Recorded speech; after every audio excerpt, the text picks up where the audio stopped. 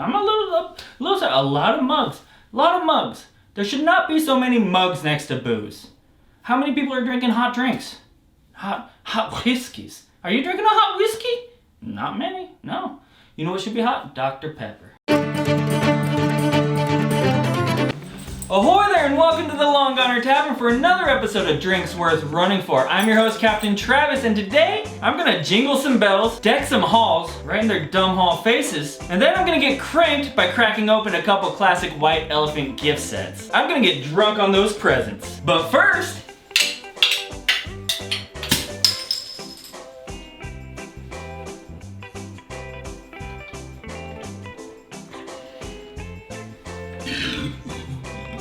that was very foamy from messing up so many times. If you've gone to any sort of holiday party within the last 10 years or so, I know you and your friends have had a little white elephant. We all know how it goes. You gather in a little circle, draw a number out of a hat, and then you're just sitting there waiting your turn. One by one, all of the bigger boxes start getting picked up, but you're like me, you're not in it for the bigger boxes. You're in it for one thing, to find a bottle of something strong. The only problem is, you're seeing rectangles under that tree.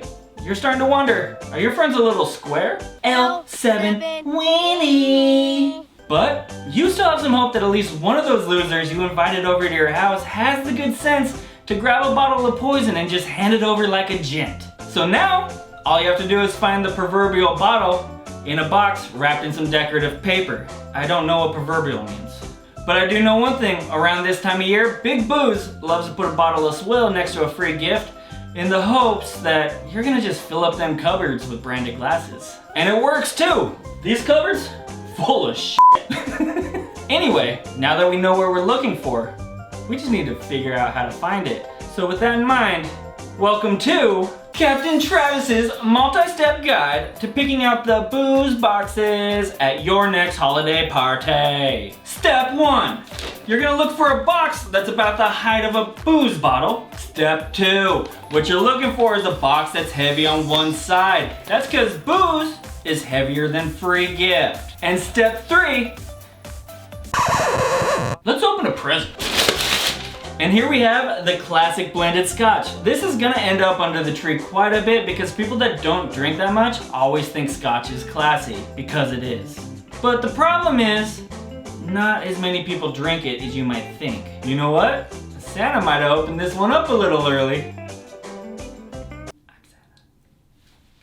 The smokiness of Scotch, paired with the fact that most Scotch drinkers think that adding a simple ice cube to their precious swill is gonna destroy the planet, means that it's hard for a lot of new or unseasoned drinkers to even have a taste for it. Luckily for you guys, I'm gonna mix a bunch of stuff in it and fuck them.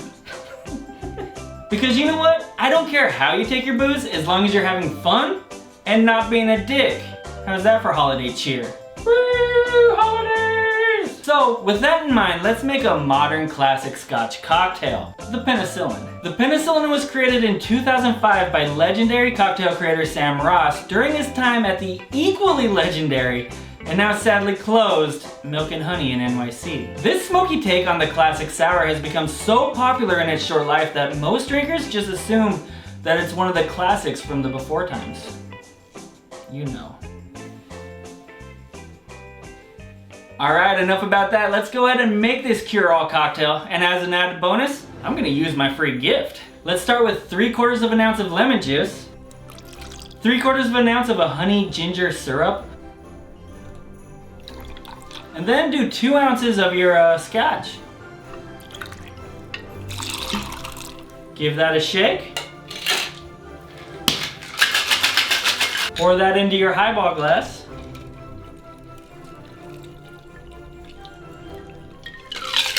And then just top it off with just a little bit more. For fun. Throw in a bit of candied ginger as a garnish.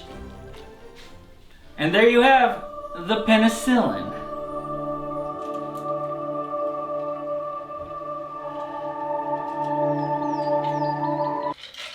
The lemon hits you really hard up front. I love it. Super, it's a sour, so obviously that's gonna happen. Then the smokiness kind of comes in and just hits it a little bit. It's not very heavy. It's not sweet, but it's not sour. The honey comes in. A honey syrup is not really my favorite types of syrups, but this works really well because you don't want to cover up a lot of the flavors from the Scotch and the lemon. It's really about the lemon and the Scotch, and the sweetness just kind of rounds everything out. It's a great drink. I'd definitely have multiple. Why wait, let's just open that next gift.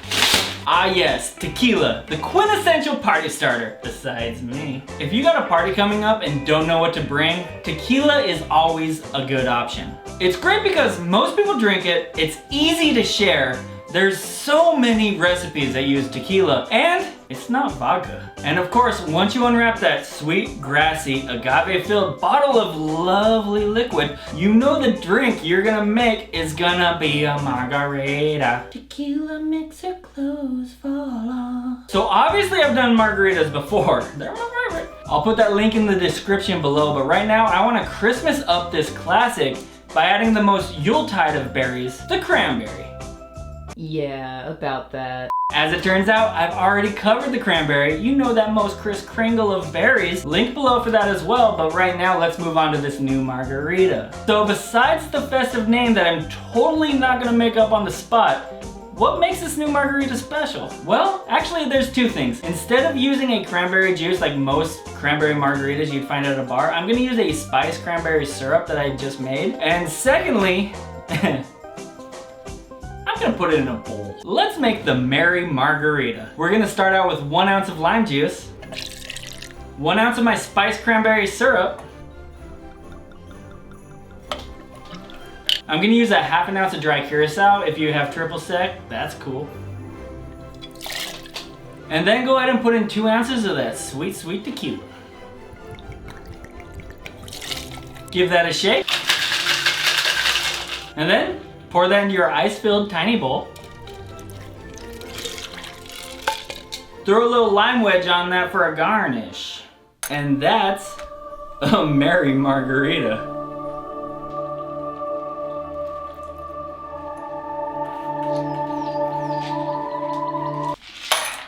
Well, that's definitely palatable.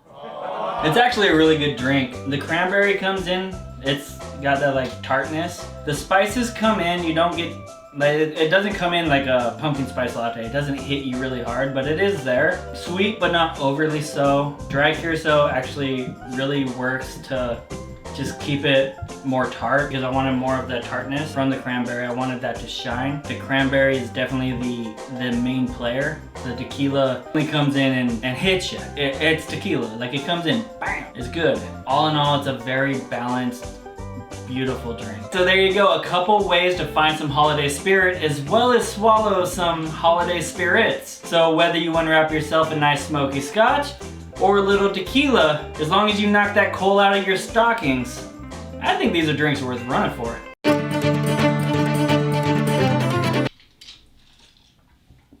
Wait, is it snowing? Hell, it might be a white Christmas after all. Or a blacked out one. Ho ho ho.